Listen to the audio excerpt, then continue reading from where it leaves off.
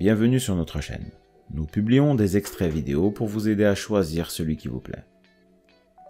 Pour savoir comment télécharger ce livre audio gratuitement, ou un autre de votre choix, n'hésitez pas à cliquer sur les liens en description.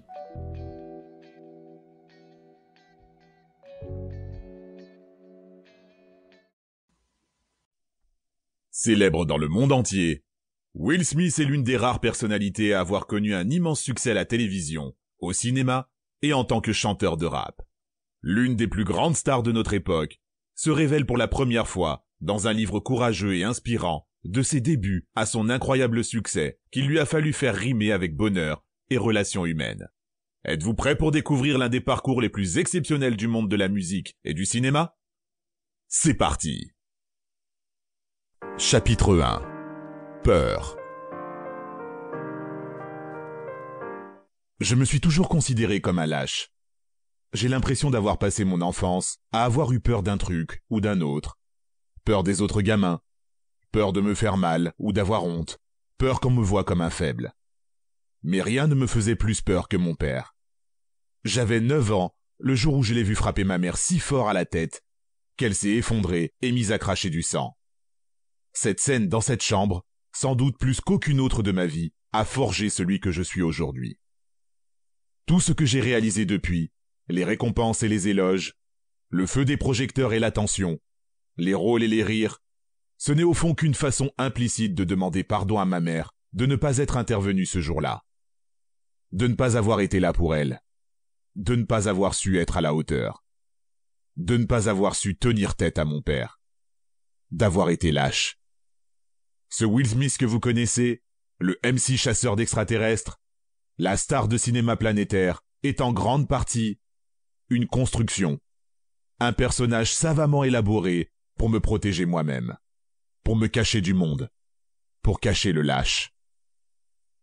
Il s'appelait Willard Carroll Smith, mais tout le monde l'appelait Daddy-O. Mon père était mon héros.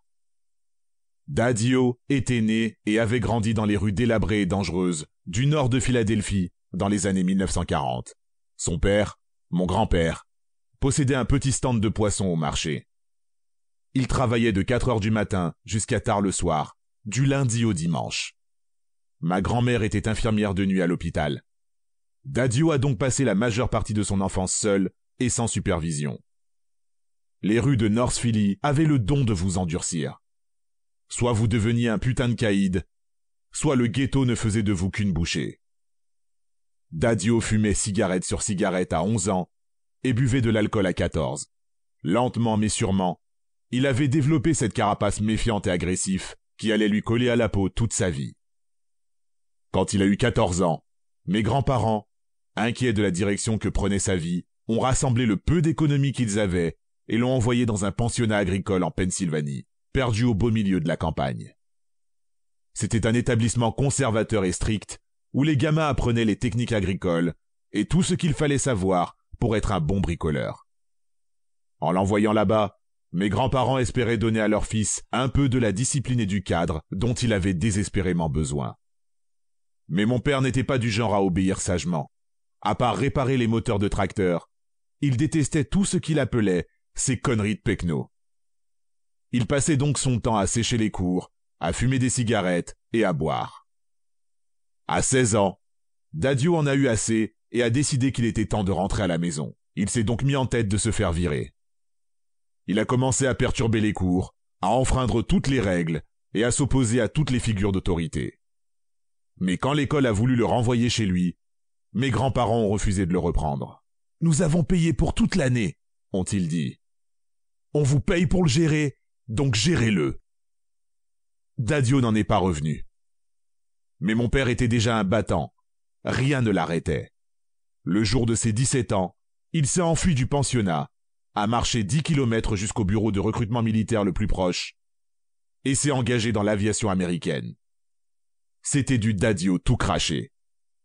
Il voulait tellement défier l'autorité et se rebeller contre ses parents et l'école qu'il a sauté de la casserole bouillante d'un pensionnat agricole tout droit dans le feu de l'armée.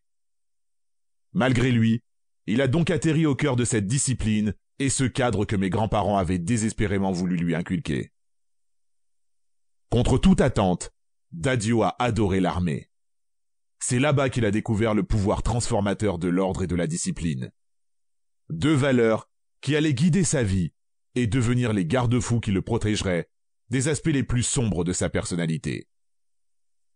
Se lever à 4 heures du matin, s'entraîner toute la matinée, travailler toute la journée, étudier toute la soirée. Daddio avait trouvé sa voie. Il était plus résistant que n'importe lequel de ses camarades, et il en était fier. Ça faisait partie de son attitude rebelle. Personne ne pouvait le réveiller à coups de clairon, puisqu'il était déjà debout. Entre son éthique de travail passionnée, son énergie inépuisable et son intelligence, il aurait dû rapidement gravir les échelons. Hélas, Daddio avait 2 problèmes. Si ce livre vous a plu, vous pouvez alors le télécharger gratuitement. Pour savoir comment faire, cliquez sur le lien en description de la vidéo. N'hésitez pas à commenter pour nous informer des extraits de livres audio que vous aimeriez écouter. Pensez à liker et à vous abonner pour ne rater aucune vidéo.